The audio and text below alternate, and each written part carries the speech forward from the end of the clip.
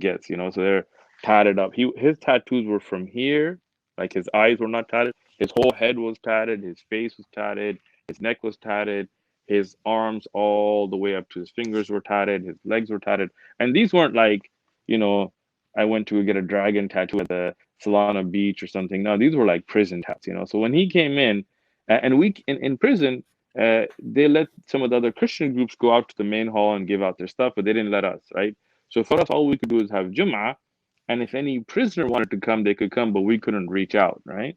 I mean, there's a lot of, you know, things where they try to stop the da'wah in prison, where like Christians can have hardcover books, but we can't give a hardcover Quran, except for the Ahmadiyya, because they're a misguided sect and they're not Muslim, so they can give out their hardcover any misguided books. But anyway, so this guy comes to the prison da'wah, and I start talking to him, and you know, he is tatted up, tear dropped up, you know, the three dots, maybe the loka and all that. And obviously, I can read his tats because I used to hang out. I mean, a lot of those guys, you know, we had like Sorain of the cross. He had like the marks of who he had killed and all that. And I'm like, oh, this guy's, you know, real.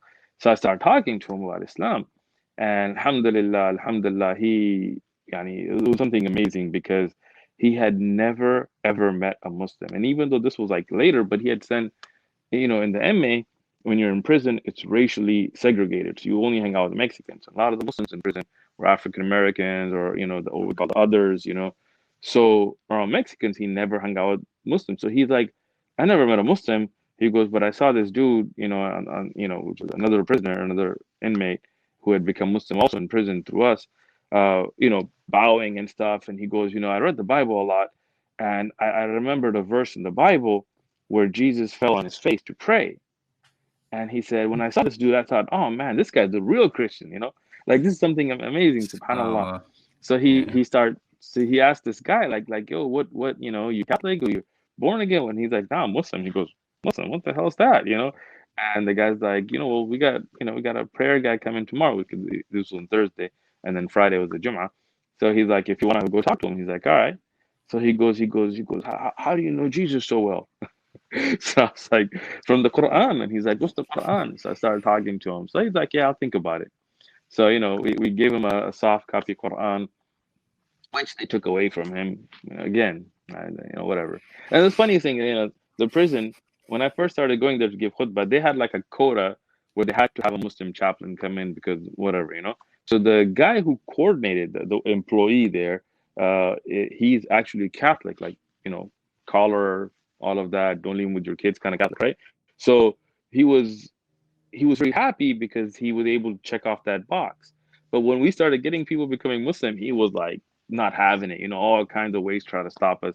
I mean, they took me off, you know, I couldn't go back, and they're like, you've been to too many foreign countries. Like, what? Like, what does that have to do with anything? Oh, So anyway, but so this Catholic priest, you know, who's actually an employee for the prison system, he sees this Quran with them, and he's like, give me that. I don't know what you're gonna do with it. He takes it from him, you know. But then, subhanAllah, this is it. So when Allah guides people and you try to stop it, then the guy was like, what? Like, he was against, right? So he didn't like people telling him, like, you know, you can't do something. So he comes back the next Jummah. I wasn't there. He talks to me. He goes, the guy took my Quran from me. So how can I get another one? So he takes it, and, you know, he just sits there the whole khutbah. He's not in the khutbah. He's not Muslim. He just reads. He's like speed reading, you know, gives the Quran back. I come, I think 2 Jummahs later or whatever, and he comes and he's like, you know, let me get the Quran. Like, as soon as I walk in, he's like, let me get the Quran. He gets it, and he's like reading. And I'm like, what's going on, bro? He's like, they took my Quran from me, but I'm gonna read it. I'm gonna read the whole thing, you know. And I'm like, all right, take it easy. So Alhamdulillah, one of the brothers had a Quran that was on the same floor, so they gave him his, and so he had it. Alhamdulillah, he read the whole Quran in English, you know. And after reading from Fatiha to Nas, he comes and he takes the Shahada. And subhanallah, he became like, may Allah. I mean, I don't know where he's at now because they moved him, you know, but may Allah protect him. But he was such a yani, devout, mashallah, after that, because he was tatted up. So he came to me one day. He's like, Sheikh, I got a question. I'm like, go ahead. He goes, you know, I'm trying to make wudu, you know, but I got tats, and so I'm worried about getting the water in. So I take the water and I rub it in really hard. Is that good enough? I'm like, oh, bro, you don't have to do all that, you know. Just make wudu and you're good. And you know, he had crosses all over his body because, you know, Mexican gang members always have crosses. In prison, he burnt them off.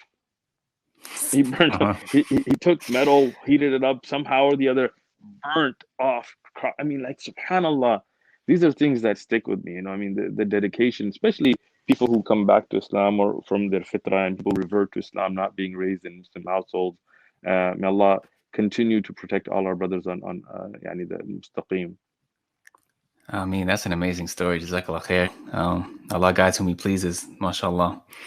So, yes, I think with the rest of the interview, I'd like to just get some practical advice regarding giving da'wah.